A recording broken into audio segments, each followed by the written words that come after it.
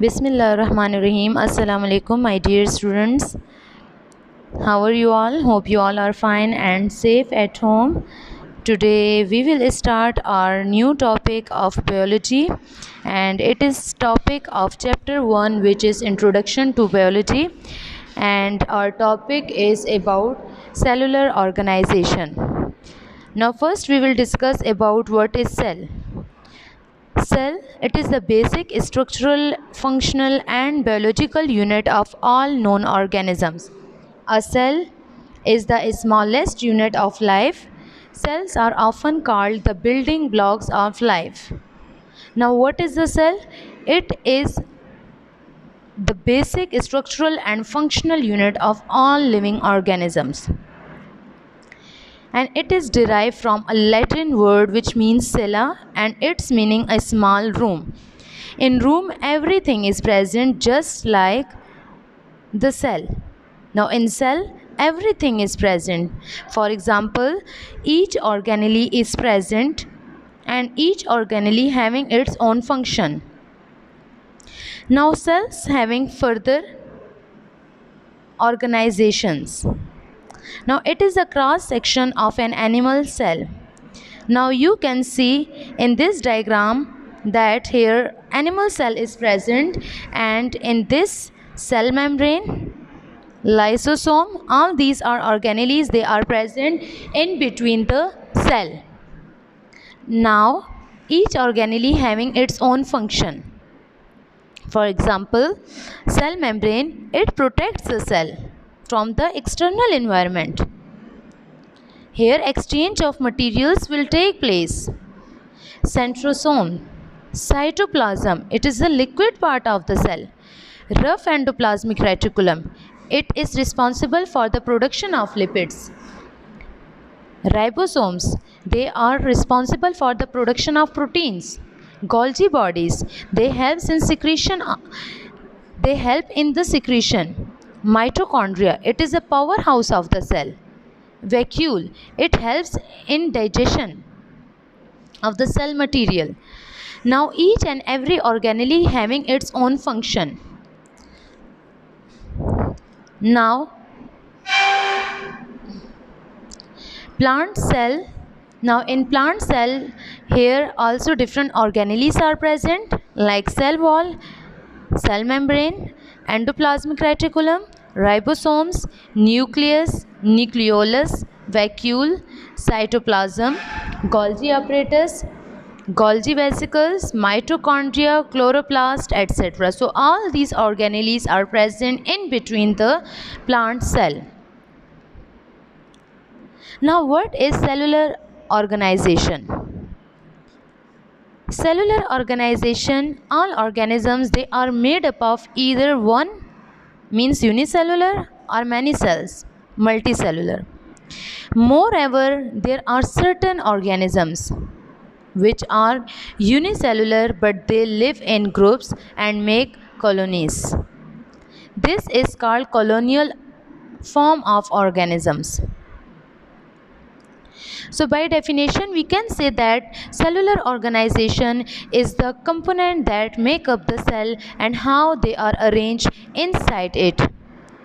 Each component called an organelle, as I have told you previously, perform a specific function. For example, mitochondria having its own function, Golgi bodies having its own function, lysosomes having its own function, ribosomes having its own function. Now Golgi bodies, our mitochondria, our lysosomes, all these organelles, they are present in between the cell. They make the cell. And each organelle is responsible for performing its own function. Mitochondria is responsible for the production of energy. It is a powerhouse of the cell. Ribosomes, it is responsible for the preparing of proteins. So each organelle, it will perform its specific function, and that is vital for the cell. In this article, we will explore the basic functional components of the cell and cell shape and its size also. Now we will discuss about unicellular organization. What does unicellular organization means? As we know that uni means one, cellular organization. So unicellular organisms such as amoeba, chlamydomonas, euglena, etc. they have bodies made up of single cells and their work is distributed among different organelles of the cell because they are having only one cell. They are made up of only one cell. Now in cell different organelles are present and they are responsible for performing different functions. So there is division of labor among different organelles. Although these are single celled organisms, yet they are capable of carrying out all the vital activities of the life. And their single cells are capable of respiration, digestion, excretion, reproduction, etc. These type of organisms can live independently. They can reproduce by binary fission because they are single celled organism. So they can reproduce by binary fission. So binary means two, fission, division. So reproduction by binary fission, it means that a single cell, it will be divided into two cells and it will carry on their function of reproduction. Material from one cell separates into two cells and genetic material from the first cell means from the parent cell it doubles, and each new cell means we talking about daughter cells get an exact copy of its parents' information, their characteristics. Organisms respond to changes in the environment and even microscopic organisms, they can respond to conditions such as light, temperature, touch, etc. Now we are having examples of unicellular organisms in which we can give example of amoeba, bacteria, protozoa, unicellular algae, unicellular fungi, unicellular yeast, paramecium, etc. So all these are examples of unicellular organisms. Now come towards next, which is colonial organization. Colonial organization, in which it means that it is a collection of unicellular organisms living together and they form a colony. We are having a very much common example of volvox, which is a green algae, and it is a common example of unicellular colonial organism. It lives in water and hundred of volvox cells, they make a small volvox colony. Many small colonies make a big colony. Most of the functions are performed by every cell. Means every cell is responsible for performing its specific function. Because unicellular organisms, they combine with each other, they will not form the tissues, they will form the colony. And each cell is responsible for its own function, each cell having its different function. For example, a cell is responsible for reproduction, other one cell is responsible for digestion, next one cell is responsible for excretion, fourth one cell is responsible for respiration. So each cell having its own function.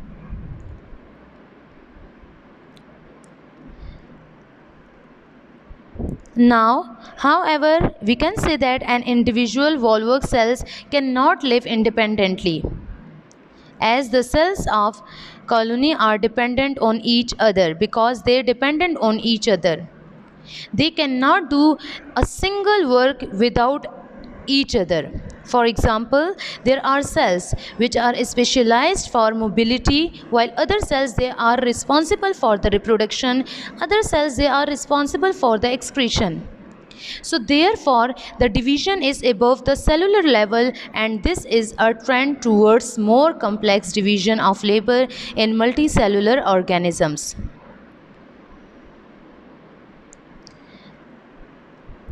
Now its example of volvox colony. You can see in your screen. Next one is multicellular organization. Now, in multicellular organization, cells are organized into tissues, which in turn form organs, and organ make organ system. As we discussed in our previous lecture, that first atoms combine together and they form molecules combine together, they form organelles combine together, they form cell, and now cell combine together, they form tissues. So in multicellular organisms, the cells are organized into tissues, and which in turn form organs, and then organs they will make organ system. All plants and animals have multicellular organization. The body of a plant is made of vegetative and reproductive organ. Roots, stem, branches and leaves are the vegetative organs, while flowers are the reproductive organs of the plants. We can take a common example of mustard plant, and it also has a multicellular organization. Similarly, we can also take an example of an animal which is made up of different organ system. For example, we can take a common example of human being, and in human being, a body of human being, it contains many systems. For example, a skeletal system, nervous system, reproductive system, respiratory system, excretory system, skeletal system, etc. So all these systems, they combine with each other, they performing their function, and at the last they will make an organism. So we can say that an organism, it is made up of different organ system. For example, frog shows multicellular organization. So in multicellular organisms, an organism made of 2 or more cells, and these organisms, they are able to be seen with a naked eye, and these organisms need all parts of itself to survive.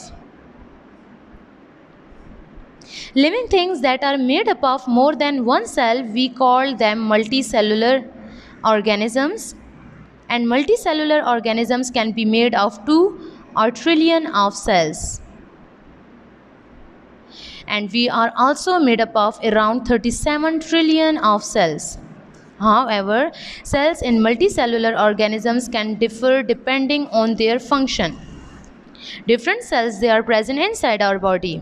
For example, red blood cell, white blood cell, muscular cells, epithelial cells, for example, neuron, nephron. So all these type of cells, they are present inside our body, and each cell is responsible for performing their own function. A heart cell is different from a brain cell. A brain cell is different from a muscle cell. A muscle cell is different from a skin cell. So each cell is different from the other cell. Now these are the common examples of multicellular organisms. So in this we are having a common example of mustard plant, and in animals we can take example of frog, we can take example of cats, we can take example of dogs, we can take example of insects, birds, and in plants, flowers, mold, trees, etc. Thank you. It was all about my today's lecture. Inshallah, we will meet in our next video. Thank you. Allah Hafiz.